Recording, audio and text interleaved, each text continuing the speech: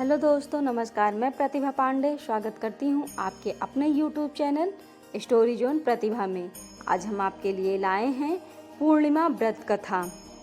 द्वापर युग में यशोदा माँ ने श्री कृष्ण से कहा, हे कृष्ण, तुम सारे संसार के उत्पन्न करता, पालनहारी और संसार करता हो। आज मुझे कोई ऐसा व्रत बताओ जिसको करने से मृत्यु लोक में भी स्त्रियों को विधवा होने का भय न रहे तथा यह व्रत सभी मनुष्यों की मनोकामना पूर्ण करने वाला हो। श्री कृष्ण कहने लगे, हे माता, तुमने अति सुंदर प्रश्न किया है। मैं तुम्हें एक ऐसे व्रत के बारे में विस्तार से बताता हूँ। सौभाग्य की प्राप्ति के लिए स्त्रियों को 32 पूर्णिमा व्रत करना चाहिए। इस व्रत को करने से स्त्रियों को सौभाग्य की प्राप्ति होती है। यह व्रत अत्यंत सौभाग्य देने वाला और भगवान शिव के प्रति भक्ति को बढ़ाने वाला है। यशोदा जी कहने लगी, हे कृष्ण, प्रथम इस व्रत को मृत्युलोक में किसने किया था? इसके विषय में विस्तार से मुझे बताओ। श्री कृष्ण कहने लगे, इस भूमंडल पर अनेक प्रकार के रत्नों से परिपूर्ण कातिका नाम की एक नगरी थी। वहाँ चंद्रहास नामक राजा राज्य करता था।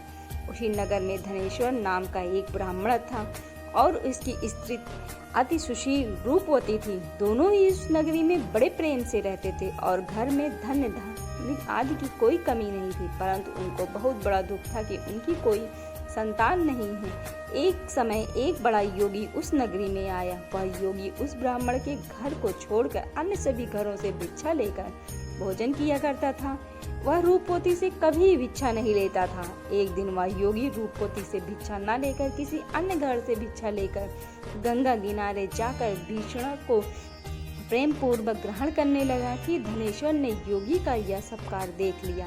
अपनी भिक्षा के अनादर से दुखी होकर धनेश्वर योगी से बोला, हे महात्मन, आप सब घरों से भिक्षा लेते हैं परंतु आप मेरे घर की भिक्षा कभी नहीं लेते, इसका क्या कारण है? योगी ने कहा, निसंतान के घर की भीख पतितों की अन्न के तुल्य होती है और जो पतितों का अन्न खाता है वह भी पतित हो जाता है। क्योंकि तुम निसंतान हो, इसलिए पतित हो जाने के भय से मैं तुम्हारे घर की भिक्षा नहीं लेता। धनेश्वर योगी की यह बात सुनकर बहुत दुखी हुआ और हाथ जोड़कर योगी के पैरों में गिर गया और कहने लगा, हे महाराज, यदि ऐसा है तो आप पुत्र प्राप्ति का उपाय बताइए। आप सर्वज्ञानी हैं, मुझ पर कृपा कीजिए। हे भगवान, मेरे घर में धन की कोई कमी नहीं है, परंतु मैं पुत्र न होने के कारण अत्यंत दुखी हूँ। आप मेरे इस दुख का हरण करें, आप समर्थवान हैं। यह सुनकर योगी कहने लगे, ब्राह्मण, तुम चंडी की आराधना करो। घर आकर उनसे अपनी पत्नी से सब वेदांत कहा और स्वयं तप करने के लिए वन में चला गया। वन में जाकर उसने चंडी की उपासना की और उपवास किए। चंडी ने 16वें दिन उसको स्वप्न में दर्शन किया और कहा, हे धनेश्वर, जा, तेरे घर पुत्र होगा, परंतु वह 16 वर्ष की आयु में ही मृत्यु को प्राप्त हो जाएगा। यदि तुम दोनों पति पत्नी 32 पूर्णमासियों का व्रत विधि पूर्वक करोगे तो वह दीर्घायु हो जाएगा। जितनी तुम्हारी सामर्थ्य हो, आटे के दिए बनाकर शिव जी भगवान का पूजन करना, परंतु पूर्णमासी के व्रत 32 होने चाहिए। प्रातः काल होने पर इस स्थान के समीप तुम्हें आम का वृक्ष दिखाई देगा। उस पर चढ़कर तुम एक फल तोड़कर शीघ्र ही अपने घर चले जाना और अपनी पत्नी से सब वेदांत कहना। ऋतु स्नान के पश्चात वह स्वच्छ होकर श्री शंकर भगवान का ध्यान करके उस फल को खा लेगी। शंकर भगवान की कृपा से उसको गर्भ हो जाएगा। जब वह ब्राह्मण प्रातः काल उठा तो उसने एक स्थान के पास ही आम का वृक्ष देखा जिस पर एक अत्यंत सुंदर आम का फल लगा हुआ था। उस ब्राह्मण ने उस आम के वृक्ष पर चढ़कर फल को तोड़ने का प्रयत्न किया, परंतु वृक्ष पर कई बार प्रयत्न करने पर भी वह चढ़ नहीं पाया। तब उस ब्राह्मण को बहुत चिंता हुई। तब वह विघ्न विनाशन श्री गणेश भगवान की वंदना करने लगा। हे दयानिधि, अपने भक्तों के विघ्नों का नाश करके उनके मंगल कार्य को करने वाले, दुष्टों का नाश करने वाले, सीधी प्रदान करने वाले, आप मुझ पर कृपा करके इतना बल दें कि मैं अपने मनोरथ को पूरा कर सकूं। इस प्रकार गणेश जी की प्रार्थना करने पर उनकी कृपा से धनेश्वर वृक्ष पर चढ़ गया और उसने सुंदर आम के फल को तोड़ लिया। और धनेश्वर ने सोचा, जो वरदान से फल मिला था वो यही है और कोई फल तो दिखाई नहीं दे रहा। उस धनेश्वर ब्राह्मण ने जल्दी से घर जाकर अपनी पत्नी को वह फल दे दिया और उसकी पत्नी ने अपने पति के कहे अनुसार उस फल को खा लिया। वह गर्भवती हो गई। देवी जी की असीम अनुकंपा से एक अत्यंत सुंदर पुत्र उत्पन्न हुआ, जिसका नाम उन्होंने देवीदास रखा। माता पिता के हर्ष और शोक के साथ वह बालक शुक्ल पक्ष के चंद्रमा के भांति वह बालक अपने पिता के घर में बड़ा होने लगा। भवानी की कृपा से वह बालक बहुत ही सुंदर, सुशील, विद्या पढ़ने में बहुत ही निपुण हो गया। दुर्गा जी की आज्ञा अनुसार उसकी मिटाने वाली 32 पूर्णमासी का व्रत रखना आरंभ कर दिया, जिससे उसका पुत्र बड़ी आयु वाला हो गया। 16 वर्ष लगते ही देवीदास के माता पिता को बड़ी चिंता हो गई कि कहीं उनके पुत्र की इस वर्ष मृत्यु न हो जाए। इसलिए उन्होंने अपने मन में विचार किया कि यदि यह दुर्घटना उनके सामने हो गई तो कैसे सहेंगे। इसलिए उन्होंने देवीदास के माँ को बुलाया और कहा, हमारी एक बहुत बड़ी इच्छा है कि देवीदास 1 वर्ष तक काशी में जाकर विद्या अध्ययन करे और उसको अकेला भी नहीं छोड़ना चाहिए। इसलिए साथ में तुम चले जाओ और 1 वर्ष के पश्चात उसको वापस ले आना।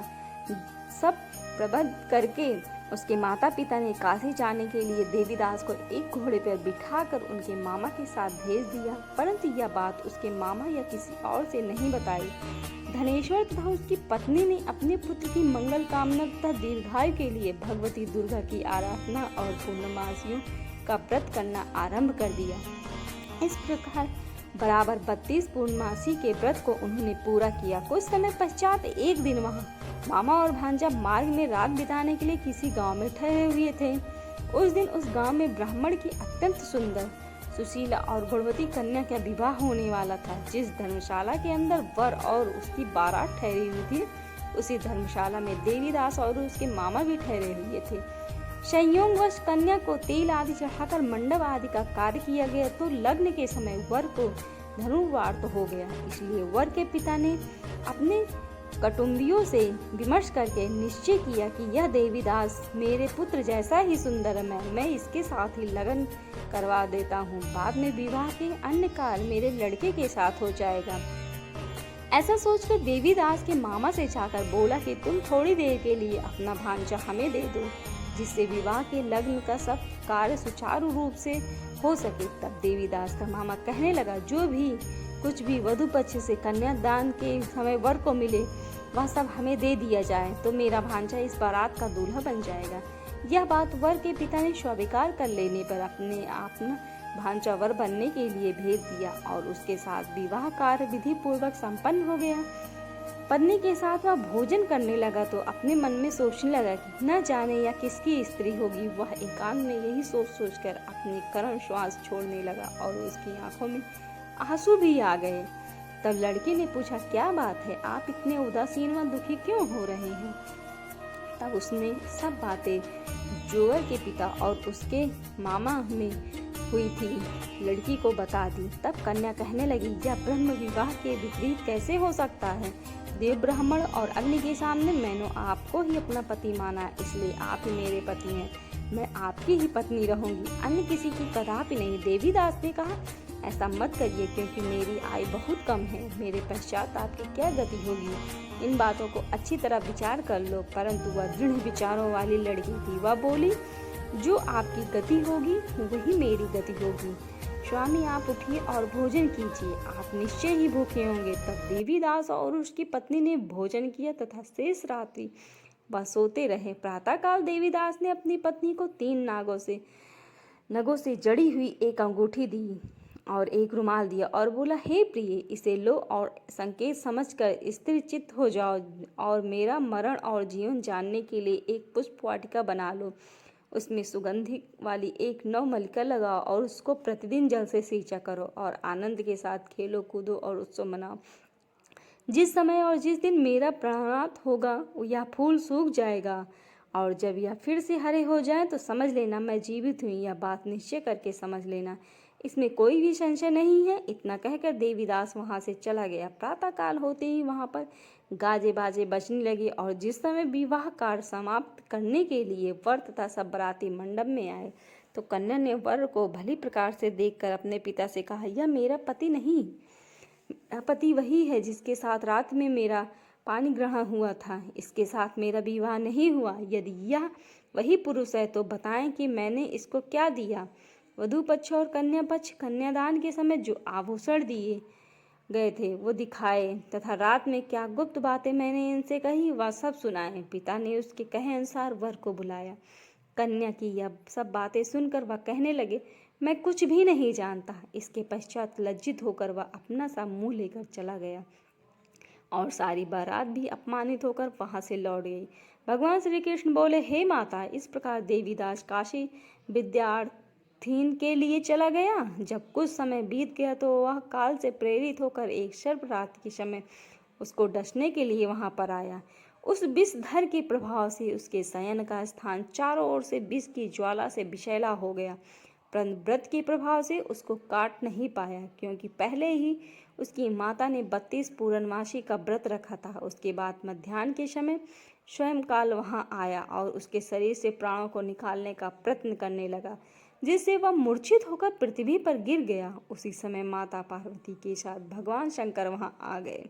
उसको मूर्छित दशा में देखकर माता पार्वती जी ने शंकर जी से प्रार्थना की, महाराज, इस बालक की माता ने पहले ही 32 पूर्णिमा का व्रत किया है, जिसके प्रभाव से आप इसको प्राण दान दें। शिवा भवानी के कहने पर भक्तवात्सल भगवान शिव जी ने उसको प्राण दान दे दिया। इस व्रत के प्रभाव से काल को भी पीछे हटना पड़ा और देवीदास स्वस्थ होकर बैठ गया। उधर उसकी पत्नी उसके काल की परीक्षा किया करते थे। जब उसने देखा उस पुष्प वाटिका में पुष्प कुछ भी नहीं रहे तो उसको अत्यंत आश्चर्य हुआ, लेकिन जब वह जैसे ही हरी भरी हो गई तो वह जान गई कि अब उसका पति ठीक ठाक है, वह जीवित हो गया। यह देखकर वह बहुत प्रसन्न हो उठी। उसने पिता से कहने लगी, पिताजी, मेरे पति जीवित हैं, आप उनको ढूंढिए। जब 16वां वर्ष व्यतीत हो गया तो देवीदास भी अपने मामा के साथ काशी से चल दिया। इधर उसके ससुर उसको ढूंढने के लिए अपने घर से जाने वाले ही थे कि वह दोनों मामा भांजा वहां पर आ गए। उनका आया हुआ देखकर उनके ससुर को बहुत प्रसन्नता हुई और वह उन्हें अपने घर ले गए। उस समय नगर के निवासी भी वहीं इकट्ठे हो गए। सबने निश्चय किया कि अवश्य इसी बालक के साथ कन्या का विवाह हुआ था। उस बालक को कन्या ने जब देखा तो पहचान लिया कि यह तो वही है जो संकेत करके गया था।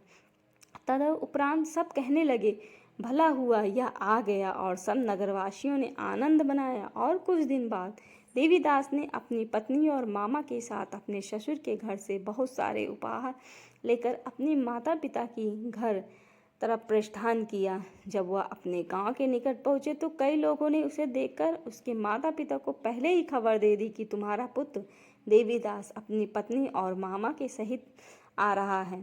ऐसा समाचार सुनकर माता पिता को विश्वास नहीं हुआ, परंतु जब और लोगों ने भी आकर यही बात उन्हें बताई तो उनको बड़ा आश्चर्य हुआ। लेकिन थोड़ी देर में देवीदास ने आकर अपने माता पिता के चरणों में अपना सर रख कर प्रणाम किया और उसकी पत्नी ने अपने सास ससुर के चरणों को स्पर्श किया तो माता पिता ने अपने पुत्र और पुत्रवधू को हृदय से लगा लिया और दोनों की आंखों में प्रेम आंसू बह चले। अपने पुत्र और पुत्रवधू के आने की खुशी में धनेश्वर ने बड़ा ही भारी उत्सव किया और ब्राह्मणों को दान दक्षिणा देकर प्रसन्न किया। श्री कृष्ण भगवान कहने लगे, इस प्रकार धनेश्वर 32 पूर्णवासियों के व्रत के प्रभाव से पुत्रवान हो गया। जो भी स्त्रियां 32 पूर्णवासी के व्रत को करती हैं वो जन्म जन्मांतर में वैधव्य का दुख नहीं भोगती और सदैव सौभाग्यवती रहती हैं। दोस्तों, अगर आपको मेरी ये वीडियो अच्छी लगी हो तो प्लीज़ लाइक शेयर कमेंट करना मत भूलिएगा और ज़्यादा से ज़्यादा इसे शेयर करिएगा, सब्सक्राइब भी करिएगा, बेल आइकन दबाना मत भूलिएगा, जिससे हम आपको इस तरह की जानकारी देते रहेंगे। और आपको किस तरह की कहानी पसंद है कमेंट में ज़रूर बताइएगा।